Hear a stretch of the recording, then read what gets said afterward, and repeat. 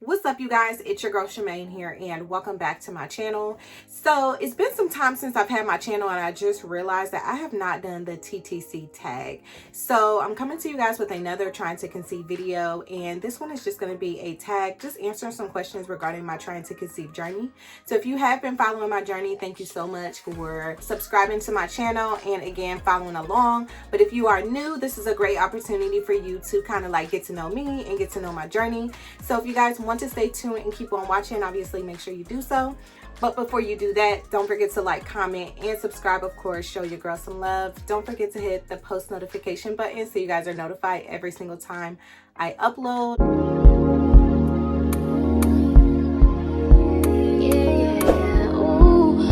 I do have my laptop down here, so I am going to be peeking down at the questions as I am answering the questions. So the first question is, how long have you been trying to conceive? So my husband and I have been trying to conceive for about 5 years now. So we didn't automatically go into like doing fertility treatments, of course. So we tried without like any type of birth control or anything like that. We really weren't, I guess we really weren't trying, but we weren't preventing as well at that time. And then once we kind of peaked up on that year mark, then we sought like medical assistance, which is like doing some testing and different things like that. So it's been about 5 years since we've been officially trying to conceive. The next question is, how many kids do you have / want? So my husband and I do not have any children at all. So this is gonna be the first for us both.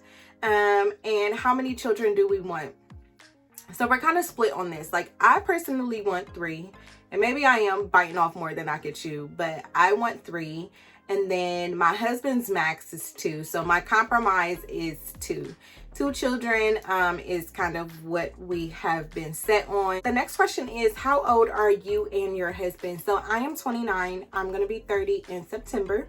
And my husband is 33, and he's going to be 34, of course, in July. Next is actually a good question. It is, what are some crazy things that you do while trying to conceive?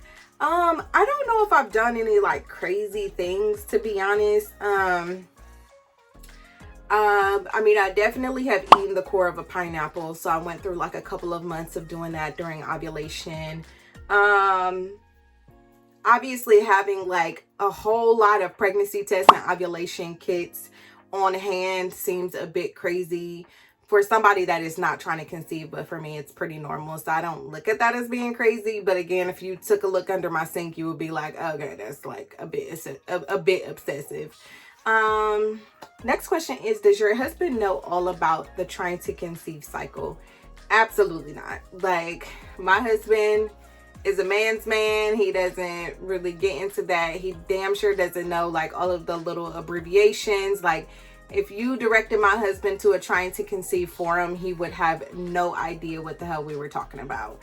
So no, my husband doesn't really know everything about the trying to conceive cycle, which is good, because I think like it just lessens the amount of pressure like on both of us. Like, I feel like women, we are more in tune with our bodies. It's our bodies, so it just makes more sense for us to know more.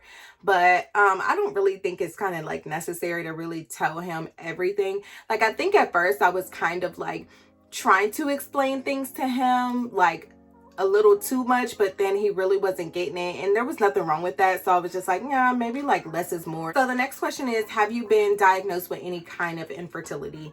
So yes, I was diagnosed with PCOS in March of 2018. So after a couple of years of like trying to conceive, and we went through a couple of like medicated cycles of Clomid and some trigger shots as well, obviously contributes to me not being able to conceive. So I was officially diagnosed with that again in 2018. This question is, what keeps you busy in the 2-week wait? I think for me is work. I'm very, very busy with work all the time. So I think that's a main driver with like me staying busy consistently during the 2-week wait. And then we really have been quarantined, so it's like not really like I can go outside and do much. So that would have been a great question for like before we got quarantined and had to be stuck at home, because I would like keep myself busy with just kind of getting out the house and going to the gym and just really keeping myself active. But now it's just the 2-week wait is so much more excruciating because I'm in the house all the time. So other than like working, I'm like literally sitting there obsessing like on YouTube and symptom spotting and all this crazy stuff because I have nothing to do. So, you know, right now it's a little bit tougher to like stay busy during the 2-week wait because there's not a whole lot to do right now. So hopefully that gets better as like the world opens back up again. You know, I can kind of occupy my mind and like space in my mind for that 2-week wait, but right now it's just been hell. So the next question is, what day do you usually ovulate? So before, for a long time, very, very long time, all last year we did IUI cycles, and I always usually ovulated around cycle day 17. But since going into like 2020 and starting my next phase of my journey, and I really haven't been on like any medication and absolutely anything, my cycle has changed a lot.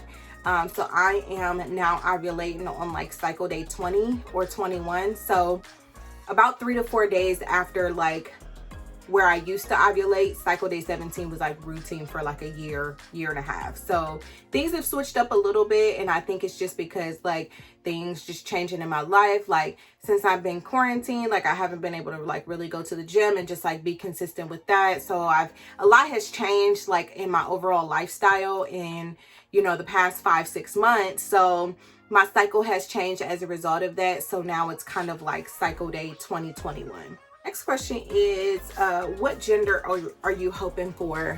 So to be honest, and I know this is cliche for anybody that is trying to conceive, any gender I would be very, very happy with, whatever God chooses to bless us with. As long as the baby is healthy and happy, and I'm happy, I don't care.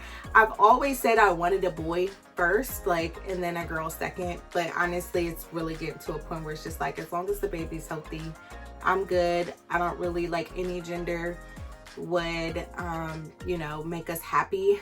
But I will say that I've been having like reoccurring dreams of having a girl. Next question is, how many pregnancy books do you have? So of course I have What to Expect. So I have that one. So I want to say I probably have like 3, and they're all actually in my Audible, so I don't physically have the books, but they are great references to go back to if I need them. So I don't really find that I go out and read them. I did have an early miscarriage last year. I think that's when I started to like stack up on books, like just to like get myself ready and get going. But you know, of course we had a miscarriage, so I found myself not really like going back to the books and reading anything, but I'm sure I'll be able to circle back around at them books again when that time comes. The question is, how many home pregnancy tests do you go through per cycle? I don't really go through that many. I don't start really testing until like a few days before my period is actually due. So I don't really start testing at like 8 DPO or days past ovulation or 9 days past ovulation. I don't really start to test then. I mean, if it's a couple days before my cycle, then I start to test. And as I mentioned before, my cycle has been really, really off lately. So my cycles have been later or coming on later just because of like the shift in like my ovulation date. So I have been testing a little bit more these past couple of months because of the shift in my cycle.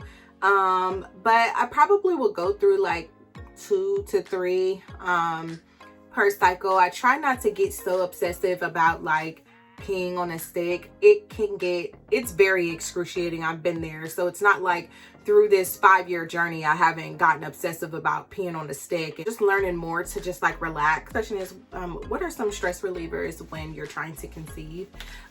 So it's huge for me to recognize when I need to like take a break from trying to conceive. So I think that that's been a huge factor in like relieving a lot of stress during this process. Is just learning when to take a break, and even if it's just like a month, or just take a break from like, you know, obsessing over the TTC thing. Another thing is traveling. I have obviously not been able to really travel as much this year because of COVID-19. But last year, while I was like in the thick of like doing my IUI cycles, I also just kind of stepped away and travel and just kind of like relieve myself from just the anxiety that trying to conceive does bring. So I find that traveling really does help. Reading does help a lot as well.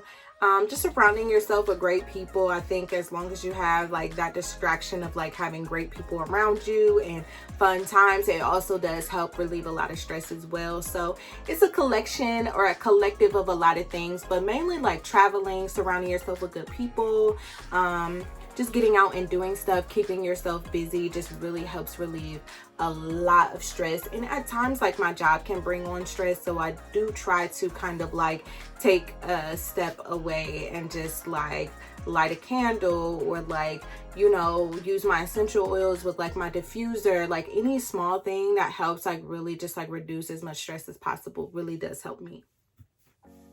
All right, you guys, so this is the last question. What is the theme or design that you would like for your nursery? So of course, like I have a Pinterest board that I've kind of been like throwing things into a Pinterest board. So I was thinking for like a girl, I can do like maybe a cute little like rabbit or like baby rabbit or like elephant theme.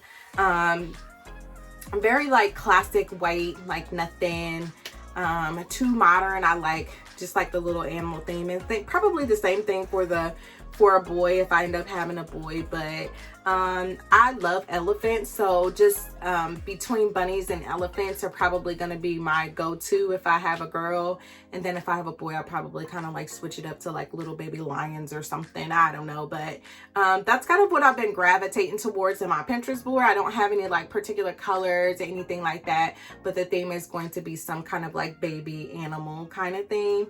But yeah, that is all that I have. Hopefully like this helped you guys like get a little bit more insight into like my journey and what the next steps are. So I am going to be posting a video about where I am in my TTC journey. I did post an update, a life update, I guess I should say, as well as my miscarriage story. So if you guys have not checked that out, make sure you click on the video. I will make sure I have that and pop that up on the screen for you guys. I have yet to post like kind of where I am right now, which I'm really excited to share that piece of my journey. This is all that I have, you guys. Thanks for tuning in. Don't forget to again like, comment, and subscribe. Show me some love. Lord willing, I will talk to you guys later. Bye.